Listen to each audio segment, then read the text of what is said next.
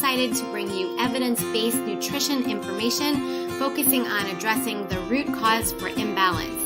Food has the power to help you achieve lifelong optimal health without the side effects of prescription medication. Subscribe on Apple Podcasts, Spotify, or any other podcast platform. I am Stacy Seslowski, functional nutrition registered dietitian. And I am Leah Grace Barrick, functional nutritionist.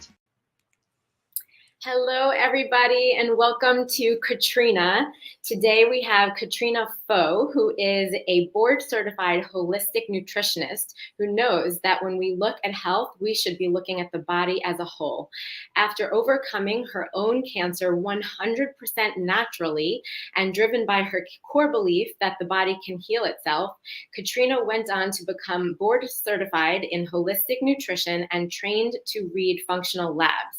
As a faculty member at Restorative Wellness Solutions, Katrina teaches practitioners to interpret functional labs and design individualized protocols. Katrina is also a certified metabolic approach to cancer practitioner. Having been trained and mentored by Dr. Nasha Winters, Katrina's approach to cancer addresses the root causes of the disease and empowers clients to keep it in remission without living in fear of recurrence.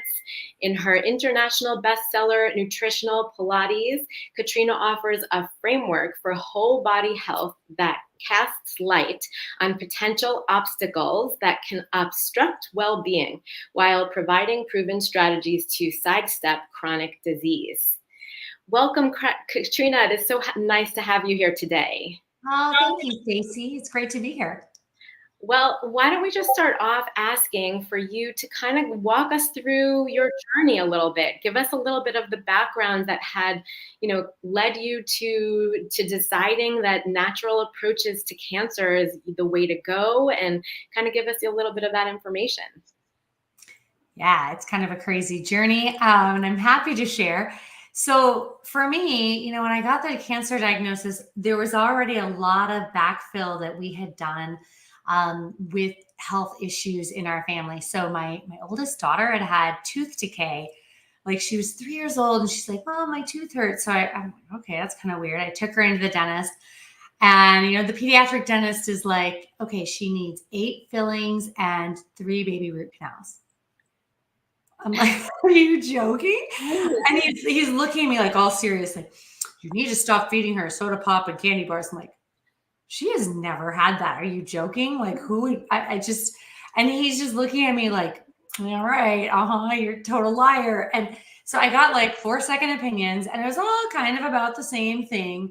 And we ended up finding an amazing dentist who used lasers, because the standard of care for pediatric dentistry for that is they fully sedate them, they tie them to a papoose board, and the parents aren't in the room. I'm like, I'm sorry, are we in a third world country? This is insane. No. Anyways, he was able to do the fillings without even needing any Novocaine. Nothing. I don't know why everyone doesn't use these techniques. It's absolutely brilliant.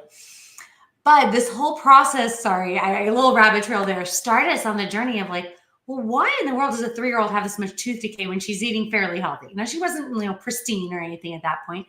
So we started looking into things, and a friend of mine turned me on to Weston Price and then the GAPS diet.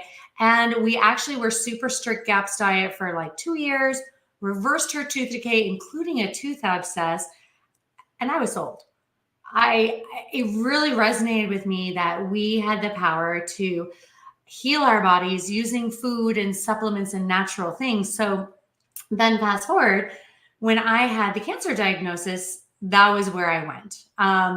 Now, the interesting thing that really overwhelmed me and a lot of my friends and family was that we had been doing all the things. I mean, we were pretty extreme in the whole stuff with my daughter's diet. Like, we had been so inspired. We literally moved to a different state so that we could raise our own meat animals. It's kind of extreme. And like, the question was, I'm doing all the stuff. We're making our own toiletries, cleaning products, like all this stuff. How did this happen to me? And that's what really resonated with me, of like, clearly something I'm doing is not right. And I want to figure out what it is. Otherwise, I'm going to have this haunting feeling the rest of my life of, is it going to come back? It wasn't just enough to cut the tumor out. It was, why is it there in the first place? Because I firmly believe then and now that the body, has the capability with its immune system to address cancer cells. So why couldn't it get it taken care of? Yeah, I could go in so many different directions from what you've described, but let me just start with the idea that the advocacy that you had for yourself and even for your daughter at the time, because it takes so much courage when the doctors are telling you this is the direction that you need to go, and usually that direction involves, like you were saying, some sort of scary seeming procedures, but they do have this sort of sense about them that it makes you feel that you have to go in that direction, and that if you don't, then things are only going to worsen. So what gave you the courage to say, let me think about a different direction with these things? I think I'm naturally a questioner, kind of a pot stirrer. Like, I really want to understand the why behind things. And I think my faith in God, I knew that if I asked, he would give me guidance and wisdom. And I just wasn't feeling deep in my heart that the what was being presented out there was what I needed to be doing.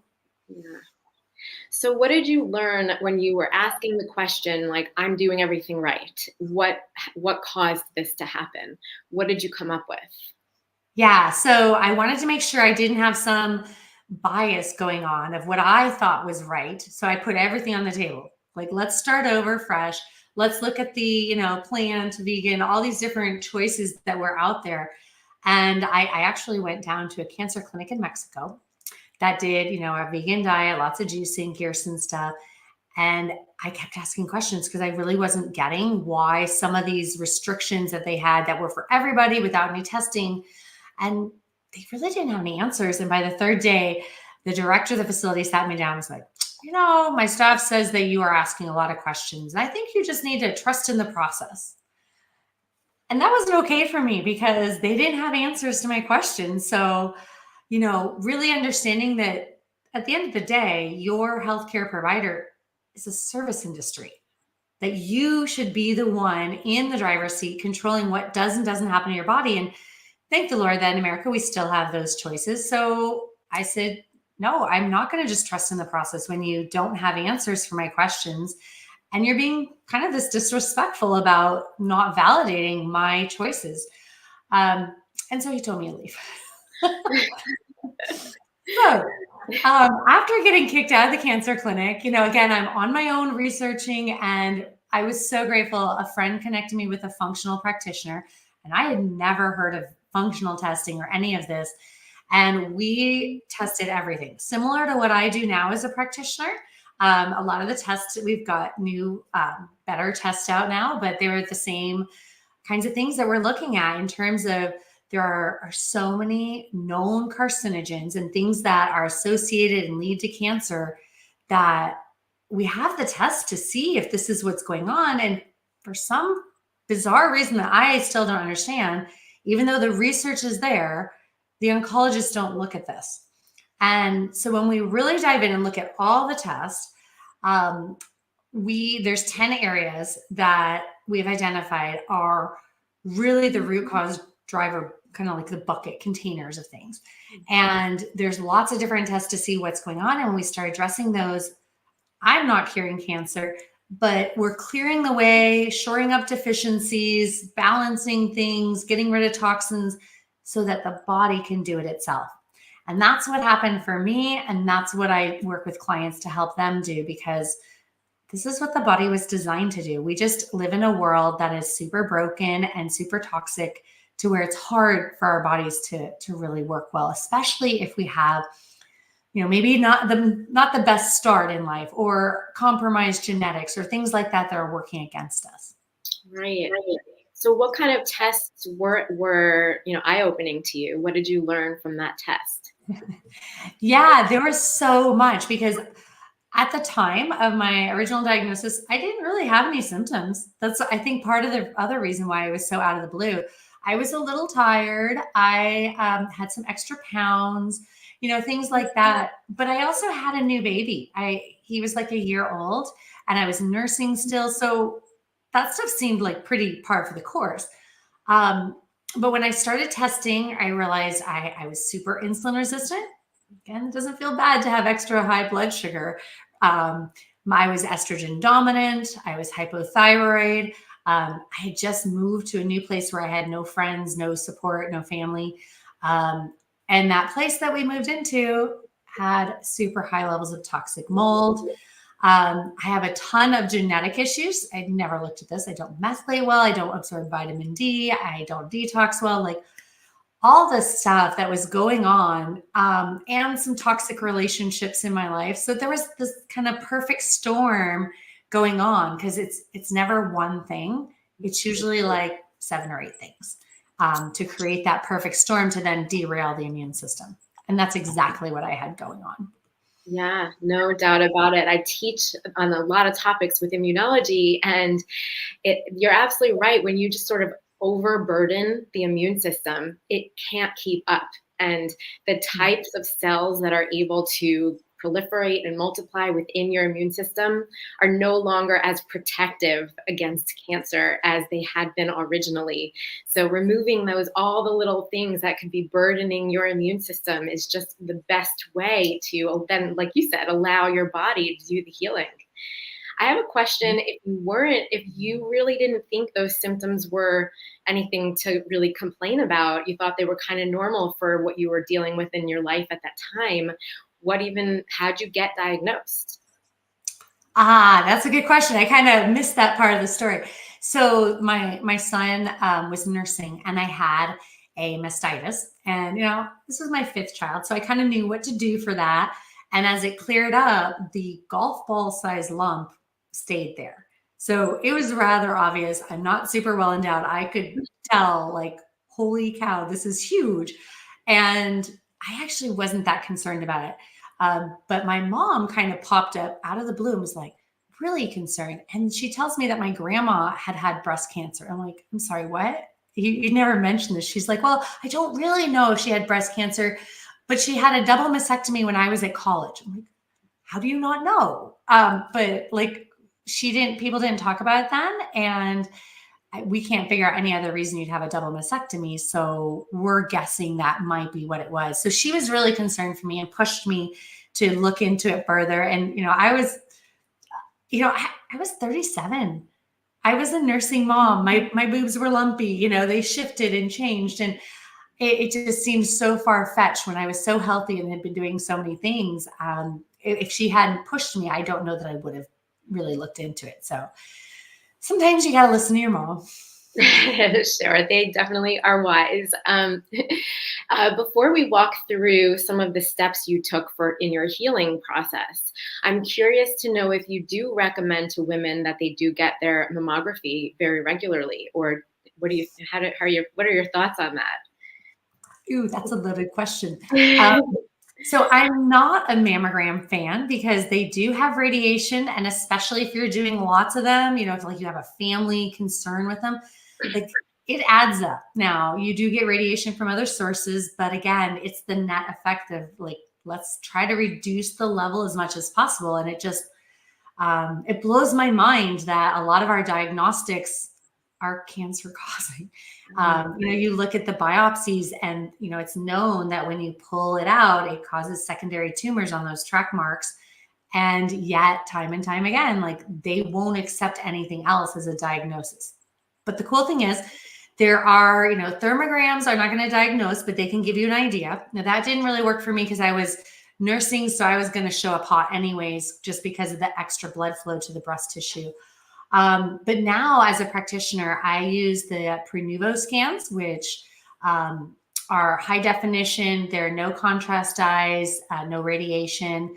Again, oncology is reticent to use them because they're just not trained and familiar with it, but I find them to be fantastic. And then I use Datar. It's a blood draw that you can determine whether people have cancer or not from. And again, standard of care is reticent to use that because they're not familiar with it, but it's cutting edge technology that is amazing, and it's so much less invasive. it's really nice to be able to have those options. And I hope there's a lot more coming down the pipeline. Thank you for sharing that, because I think that is one of the most important pieces, is that women have alternative ways to assess their risk, or whether they have this, and that we don't necessarily have to always go down that route of the conventional medicine, of what is just there for us, that what we're told is the only way, and that there are other options for us women. So it's really important. Yeah. And on that note, I'm just going to jump in. When you go down the diagnostic path for standard of care, you're also entering into a system that is very high pressure sales. Like, you are going to die if you don't do what I say. Right. Like, for me, I like to encourage everyone to take some time. You are not going to die in the next week or two. Take some time, think about it, pray about it, research it, consider all the options, and really decide what you want, and don't get bullied into a choice from anyone, whether it's alternative or standard of care. Because I think I hear this a lot with clients that will come to me after they've done some part or all of standard of care, and they realize that it didn't address why they got cancer. They'll come to me and they're like, yeah, I just didn't even have time to think about it. I just was pushed into it. I had family members, I had oncologists, they all wanted me to do this, and I just did it. And now I'm like, oh, I regret that. And that's what I really just hope people will take away from. Yeah, that's really, really important. So let's walk through your healing process. Which direction did you take? I mean, it sounds like you probably wanted to address, several of those toxic behaviors and environmental, exposures that you were exposed to. And so kind of walk us through that process. Yeah, it was kind of a crazy process. And this we could probably talk about for several hours, but long story short, I started working on the functional work, and then I got pregnant, which is kind of like the craziest part. And it was very strong. Like, I've never heard of anyone having this before, but I went to a retreat, and everything God was telling me was go home and be with your husband. I'm like, yes, but I have cancer. And I did. I got pregnant, and within a month of the delivery, the tumor was gone. Which is kind of crazy, because I have since talked to several experts in the cancer field, alternative stuff, that have said they see this. It's not every time. Like, I wouldn't tell people to get pregnant on purpose or something, but it's not a linear path. It was kind of a crazy journey. And the interesting thing, so I nursed that one for a year, and then came back and was like, I need to come back and make sure that I do my work, because I didn't get to finish that, because a lot of the stuff I couldn't detox when I was pregnant and things. So I picked back up, was introduced to a ketogenic diet, because that's when there more research was coming out, and it changed my life. Just the diet alone changed everything for me, because I have a history of bipolar, and the ketogenic diet put me into remission. And I have not had any symptoms since, which is a beautiful thing that people aren't talking about, totally separate from the cancer. But yes, I detoxed the mold, both from the house and from my body. I learned how to, supplement appropriately for the methylation and the vitamin D issues genetically. Again, the ketogenic got the insulin resistance in check, worked on detoxing those estrogens and getting the thyroid support, all the stuff. Because I want to make sure that my body's running full throttle, especially when you're making people. Amazing. I love the fact that diet was a big component of what you think eventually, transitions thing for you, along with getting pregnant, because I'm sure that in the immune system, shifts its balance when you are trying to, have a baby grow inside of you. So I'm sure that had an immunological component to that too. So you continue to stay on the ketogenic diet, I assume? Yeah. I have some other tools in my back pocket now, so I can cycle out, no problem, in terms of the bipolar. But yeah, my brain works better, and my body feels better. So much less inflammation. I have so much more energy. I just really like it as a lifestyle. Again, I don't have to be super strict. I'm not cancering actively, but the diet has to be there, because again, cancer is a metabolic disease. We know this. Otto Warburg showed this in his Nobel Prize winning work in 1931, I think it is.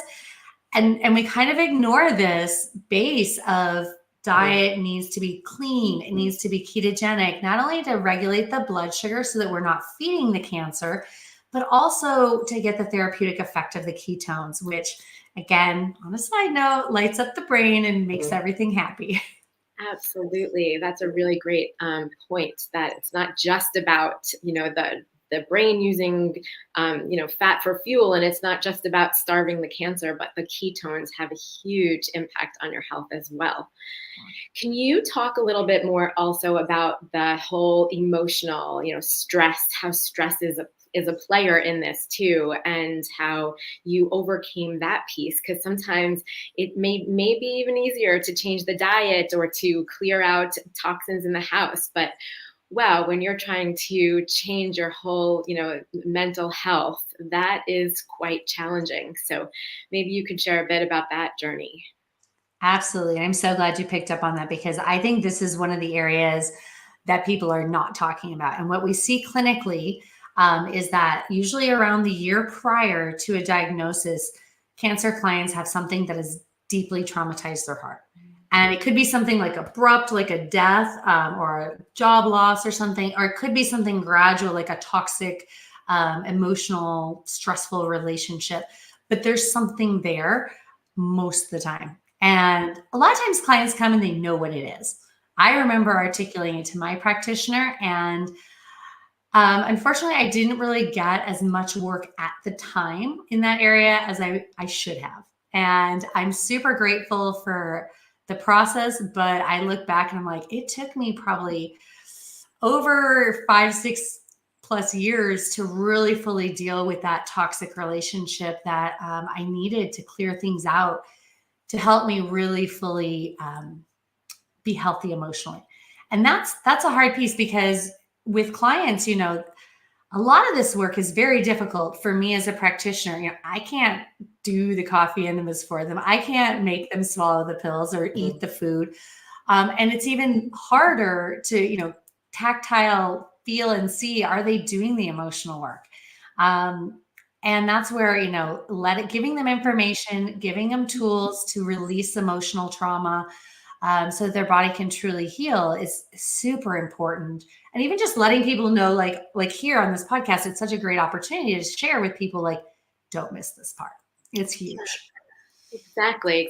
As hard as it may feel, and it does. It sounds so challenging when someone has trauma in their past. And even as me, as a practitioner who I was not taught, how to address people's trauma or how to reverse that, but just being aware of it and maybe giving people the resources, because it's a huge aspect, trigger for cancer. It really is. It's really, Yes. really important. Yeah. And as a practitioner, I don't feel confident. I'm not a counselor or any of that stuff. And what I see is, like, counseling can be really great, but a lot of times it takes a long time and it can bring more stuff up in the process, both of which those things are not what a cancer client needs.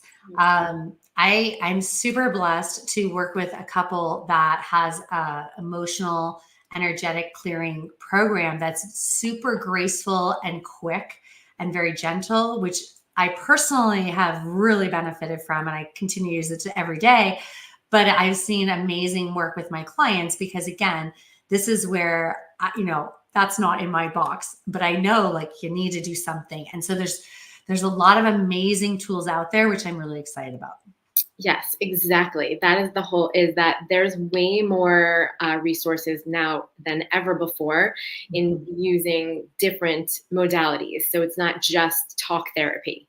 There's so many different options out there. So just seek out even the ones that look wacky, because oftentimes they are the best, most powerful ones. So yeah, I'm really glad you mentioned that. I'm also just wanting to touch on this one topic, which is that women are often told after their cancer is gone that they should be on this, removing medications that really get rid of hormones, really estrogen reducing medications, and even from young ages when we would normally have high levels of estrogen. What are your thoughts on how do you guide women through that process? Yeah, so this is so key because it's just like tamoxifen for everybody. Let's kill the hormones, throw them through the toilet. They're evil, they're bad. But especially when you're talking about younger women, which I was, and almost all of my clients are middle-aged moms. It's not like I have older clients a whole lot. And you need those hormones Right. for so many different reasons. But as you age, we need estrogen for the brain function and especially for the bones so we don't get osteoporosis and such. It's super key. And we need to not live in fear of the hormones. We have beautiful tests that we can see exactly where are the hormone levels, what are the ratios of the different hormones together, and most importantly, how are we metabolizing or clearing out extra ones? Are there things going on in our gut that are causing us to recirculate our hormones? We have so many different tools that doctors aren't using, and we can see very clearly what's going on. And then we have beautiful tools. If the estrogens are high, we can use herbs to bring them down and get the progesterone up and all this stuff that is just gorgeous. And that's what I've done for myself. I also, like, for example, this is where we want to test. I have a genetic SNP called COMT that is actually fast, which most people with cancers tend to go the opposite. And this is really interesting. So you hear ECGC, drink the matcha and the green tea all the time, and it's all over blogs and stuff. But if people have the slow COMT, that's going to make it slower. And what this COMT gene does is it is where you process your hormones out. So if you're stagnating and slowly doing it too slow, so you end up with a backlog, too high estrogen, this can definitely contribute to cancer. And the green tea can make it worse. For me, I actually go too fast. Good for the cancer for me, bad for my neurotransmitters. So you can see these connections as they played out in my life. But I drink a huge amount of matcha every day, and that's all I need to keep that in a good normal place so that I don't get too high or low in my hormones or neurotransmitters. And so these really knowing the depth of who you are and what's going on, you can use simple food as medicine to make sure that your body is doing what it needs to. And you don't have to be scared of the hormones. So for me, about, let's see, year ago, I think I was starting to notice I had some breast tenderness. Hopefully this isn't TMI, but I never had that when I had my period. And I'm getting older towards the menopause transition. And I was like, I don't know, is this that or my estrogen dominant again? And by knowing myself, I could go and take a nice Dutch test, see what was going on. And no, my hormones are dialed in. This might just be random. And again, it went away. So it's nice to be able to have that peace of mind of, I know my symptoms, I know my body, I know what tests to use to make sure I don't even get close to having this many things off again in the future so that cancer can't proliferate. I just loved this answer. There's so many pieces to this that I want to just emphasize. Number one is, for everyone listening, estrogen is beneficial. We absolutely need estrogen. It's anti-inflammatory. It, just like you said, protects our bones. It protects our brain. It helps us sleep, between our estrogen and our progesterone, we sleep better through the night, which is always so important to our overall health. So getting rid of estrogen is not the goal here. Number two is, you're so right, this doesn't have to be mysterious. We can test things to understand how is our estrogen methylating. And that is really interesting that your COMT is fast, because you're right, that is mostly opposite from people who have breast cancer. But I want to emphasize here too, green tea is not always good for you. And that's another one that people we go on social media, we go on Google, and we think green tea is the answer and the solution to everything. And actually that could be impacting you in a negative way if you do have that genetic sort of slow gene COMT. So I think that's really important to emphasize to people. But I just really like that we do have these tools nowadays that can teach us, that we could use to track how our hormones are, how we're methylating, how we're eliminating and detoxifying these things. So rather than just going on the medicine to reduce our estrogen, let's just track these things and take the necessary steps with our diet and lifestyle and all of those things, which are really addressing those root causes and helping us to, have optimal health. So it's just so important, those kind of messages to people. Absolutely. It's crazy, but I have never had a cancer client come to me, and a lot of them are breast cancer, but not all, with any hormone testing. None. Like, I mean, not even the blood work, which is not where you want to test sex hormones. But they don't even have that. And I'm like, why aren't the oncologists looking at this before they just give them all these drugs to trash their hormones? And it comes down to they think you should just not have any hormones. And like you said, it's really important for so many other things. Um, it's kind of crazy making. Yeah, it really, really is. Well, it's honestly so refreshing to meet somebody who, just like I said, so courageous and so willing to advocate for yourself and look for alternative routes of healing, and then going out there and teaching other people, other women, about how to do this in a really healthy, natural way. I think we need more and more and more people like you. So thank you so much. Before I let you go, certainly would you let us know if there are 2 or 3 recommendations that you would have our audience members start today that could be really impactful to their health? Absolutely. So, we talked about diet being super important. And this is, for all the big chronic diseases, we know that there's a metabolic function. So getting that blood sugar in range and in order is really important. And a lot of people think of blood sugar issues like hypoglycemia, where you get shaky, hangry. And that's not the scary part. It's the hyperglycemia, where you have high blood sugar that's leading to things like cancer, Alzheimer's, which is now known as type 3 diabetes, strokes, heart attacks, all that kind of stuff. So really cutting the carbs, you don't necessarily, if you don't have cancer, have to get into ketosis, but if you think about all our standard things, pizza, pasta, sandwiches, it's all like carb based. And we really need to get away from that as a whole and find healthy alternatives that are not just feeding disease for us. The second thing I would say is to try to work on the inflammation. And the easiest thing for that with diet is to get rid of those vegetable oils. They are so toxic, rancid.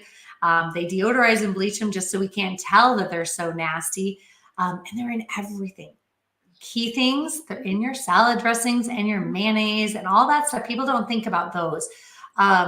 So making your own or buying some things like Primal Kitchen or some of those good, healthy avocado oil based ones are really, it's amazing that they're out there now, but that can make a huge difference in terms of getting healthy stuff in, like coconut oil, butter, olive oil, avocado oil, all those kinds of things that are not inflammatory.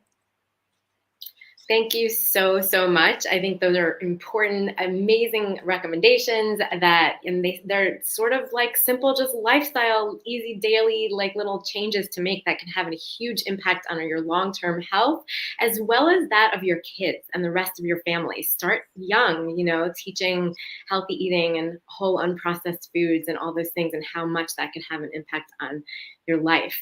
So thank you so much. Will you share with our audience how they might be able to find you?